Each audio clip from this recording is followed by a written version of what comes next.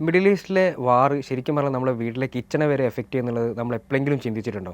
ഇന്ത്യയിലെ LPG ഇറക്കുമതിയുടെ വലിയൊരു പങ്ക് ആക്ച്വലി സ്ട്രെയിറ്റ് ഓഫ് ഹോർമസ് വഴിയാണ് കടന്നു വരുന്നത്. ഇപ്പോൾ അവിടെ വലിയൊരു രീതിയിലുള്ള യുദ്ധത്തിൻ്റെ സംഘർഷം നടക്കുന്നത് കൊണ്ട് തന്നെ അവിടെ കൂടെ വരുന്ന കപ്പലുകൾ വലിയ രീതിയിൽ തടസ്സം നേരിടുകയാണ് ചെയ്യുന്നത്. ഇതുകൊണ്ട് ഇന്ത്യയിലേക്കുള്ള LPG സപ്ലൈ നല്ല രീതിയിൽ കുറയാൻ തുടങ്ങിയിട്ടുണ്ട്. അപ്പോൾ ഈ ഒരു സാഹചര്യത്തിൽ ഗവൺമെൻറ് കൊണ്ടുവന്ന നിയമം എന്ന് പറയുന്നത് എസെൻഷ്യൽ കൊമോഡിറ്റീസ് ആക്ട് പ്രകാരം ആവശ്യ സാധനങ്ങളുടെ വിതരണവും ഉപയോഗവും ഗവൺമെൻറ് നിയന്ത്രിക്കുക എന്നുള്ളതാണ് കൊണ്ടുവന്നിട്ടുള്ളത്. ഇവിടെ LPGയുടെ വിതരണം കുറഞ്ഞത് കൊണ്ട് തന്നെ വലിയ മേജറായിട്ടുള്ള സിറ്റികൾ, അതായത് ബാംഗ്ലൂർ, മുംബൈ പോലത്തുള്ള വലിയ സിറ്റികളിൽ ഹോട്ടലുകളും റെസ്റ്റോറൻറ്റുകളും ഫുഡ് സെർവ് ചെയ്യുന്നത് വലിയ രീതിയിലുള്ള സ്ട്രഗ്ലിംഗ് ആണ് ഫേസ് ചെയ്യുന്നത്. ഇത് ശരിക്കും പറയാൻ ഹോട്ടൽ ഇൻഡസ്ട്രിയോട് നേരത്തെ തന്നെ മുന്നറിയിപ്പ് നൽകിയിട്ടുണ്ട്.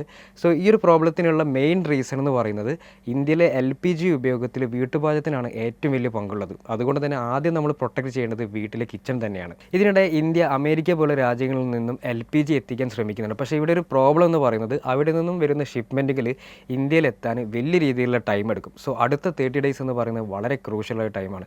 സോ നിങ്ങൾക്ക് എന്താണ് ഇതിൽ തോന്നുന്നത്? തീർച്ചയായിട്ടും കമൻറ്റ് ചെയ്യുക.